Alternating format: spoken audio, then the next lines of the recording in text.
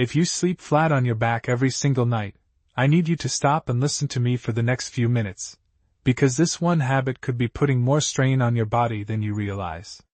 Here's why. People with moderate to severe sleep apnea are almost 4 times more likely to have a stroke than people without it.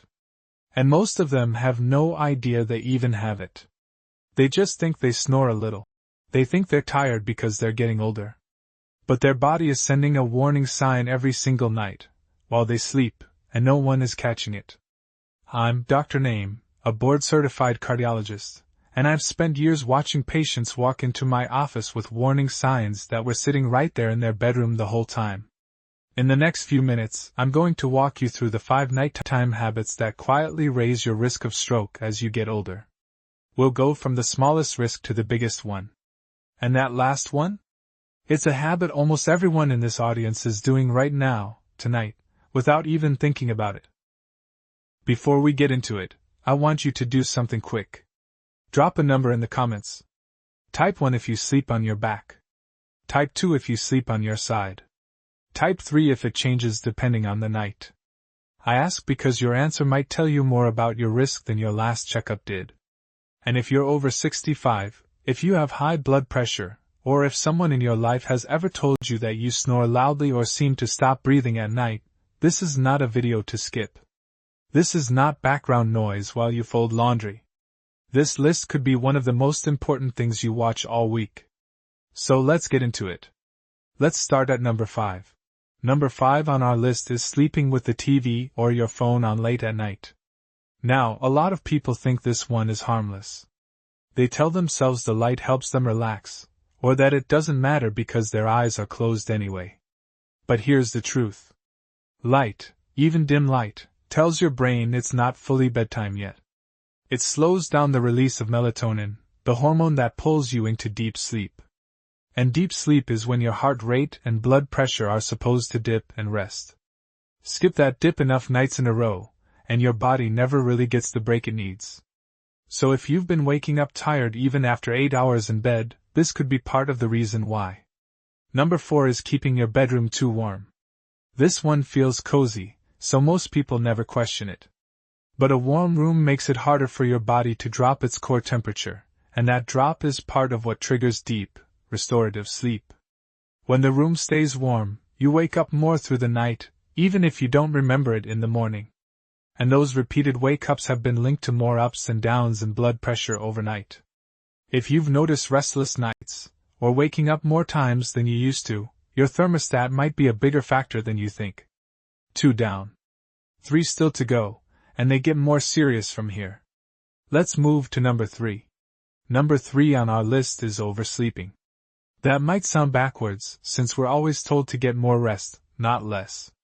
But there's a limit, and going past it can carry its own risk. One study that followed thousands of adults over several years found something surprising. People who slept 9 or more hours a night, and also napped during the day, had an 85% higher risk of stroke compared to those who slept a normal amount. 85%. That's not a small number.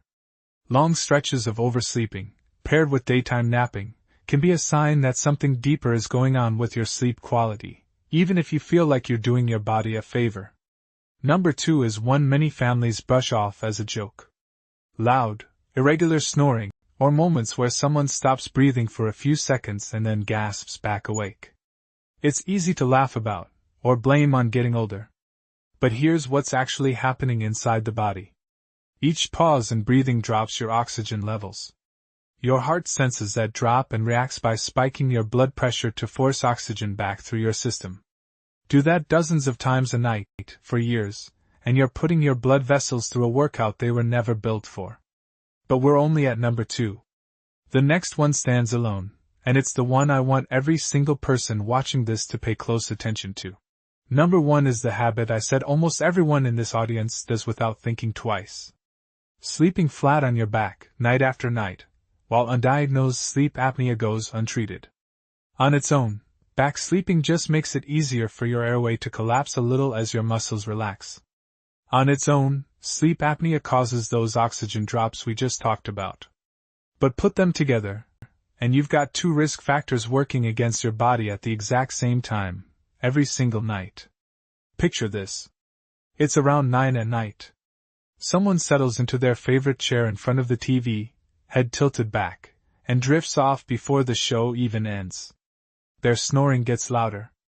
Their breathing catches, stops for a few seconds, then jolts back with a gasp. It happens again. And again. They wake up the next morning, stretch, and go about their day, with no memory that any of it happened. That's the part that makes this habit so dangerous. It works in silence. So here is what I want you to do. If you snore loudly, if you've ever woken up gasping for air, or if a partner has told you they've noticed you stop breathing at night, please get that checked out. This is not something to wait on. A home sleep test is easier to get than most people expect, and if it points to sleep apnea, treatment options like CPAP are widely available and can make a real difference. If you take away nothing else from this video, take away this one step. So what's the fix? The simplest place to start is your sleep position. Side sleeping keeps your airway more open than lying flat on your back. Think of it like a garden hose. Lay it straight and flat, and water flows through just fine. Bend it or let it kink, and the flow slows down. Your airway works the same way. Side sleeping helps keep that hose straight. The immediate benefit is one you'll notice fast. Less snoring, fewer times waking up through the night, and a partner who probably sleeps better too. But there's a deeper benefit that matters even more. For people who already have confirmed sleep apnea, one study looking at older adults on Medicare found that those who stuck with their CPAP treatment consistently had a lower risk of stroke. That's an important point. Position alone isn't a cure.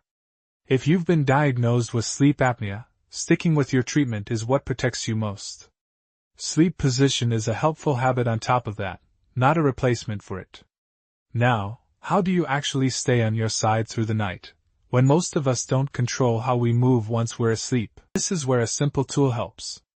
A body pillow, or a wedge placed behind your back, makes it harder to roll flat. Some people even sew a small pocket into the back of an old shirt and tuck a tennis ball inside. It sounds simple, but it works, because rolling onto your back suddenly isn't comfortable anymore. And if you do end up on your back for part of the night anyway, don't feel like you've failed. Starting the night on your side still helps. Every bit of extra time your airway stays open is time working in your favor. Now, side sleeping isn't right for everyone. If you deal with shoulder pain, or if lying on your side makes acid reflux worse, don't force it. There's another option. Try raising the head of your bed instead. Think of it like propping up a stuffy nose with an extra pillow when you have a cold. Raising your upper body slightly helps keep your airway from collapsing as easily. It can ease reflux, and it may soften those blood pressure surges that come with poor sleep. A good target is somewhere between 30 and 45 degrees. You can get there with a wedge pillow, or if you have an adjustable bed, simply raise the head section. Either way, you're working with gravity instead of against it. One important exception here. If you've already been diagnosed with moderate to severe sleep apnea, positioning tricks like this are helpful extras, not a substitute for real treatment. Your priority is still getting evaluated and staying consistent with treatment like CPAP. Positioning supports that work. It doesn't replace it. Beyond position, a few small changes in your environment can add up fast. Keep your room cool, somewhere between 65 and 68 degrees, since a cooler space supports deeper sleep. Try to go to bed at the same time each night, because your body loves rhythm more than it loves variety. Watch the alcohol before bed, since it relaxes your throat muscles even more, making airway collapse more likely. Cut the screen time an hour before sleep, and let your eyes settle into darkness before your head hits the pillow. And don't underestimate your pillow itself. A supportive one that keeps your neck aligned can make side sleeping far more comfortable, and easier to stick with through the night. None of these changes are dramatic on their own. But stack them together, night after night, and they start working as a team, backing up everything else we've already covered. Small, steady habits like these are often what separate a good night's sleep from a night that quietly works against your health. You don't need fancy equipment to start paying attention to your sleep. A wearable device, like a smartwatch or a ring, can track patterns like snoring or dips in your oxygen levels while you sleep. It won't replace a doctor, but it can show you trends worth asking about. If you'd rather keep it simple, a notebook by your bed works just as well. Jot down what time you went to sleep, what time you woke up, and how rested you actually felt. Patterns show up fast once you write them down. And if you share a bed with someone, ask them to keep an ear out. A partner is often the first one to notice loud snoring or moments where your breathing pauses, simply because they're awake to hear it. Here's the honest truth, though. These tools are for awareness, not for diagnosis. Think of them like a smoke detector. They tell you something might be wrong, but they don't put out the fire. If your notes, your device, or your partner point toward a pattern like this, the next right step is a real sleep study or a visit to your doctor. Your doctor usually only has about 15 minutes with you at each visit. That's not their fault, it's just how the system works. So this is the context. They don't always have time to walk you through, the small nightly habits that add up over months and years. Here's what I want you to do. Pick just one change from this video.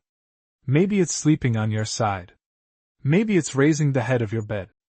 Try it for 7 nights, and keep a simple note of how rested you feel each morning. Small experiments like this tell you more about your own body than any article ever could. Before you go, drop a comment and tell me which number on this list surprised you most. I read every one. If you know someone managing high blood pressure, send them this video. It might matter more for them than you realize.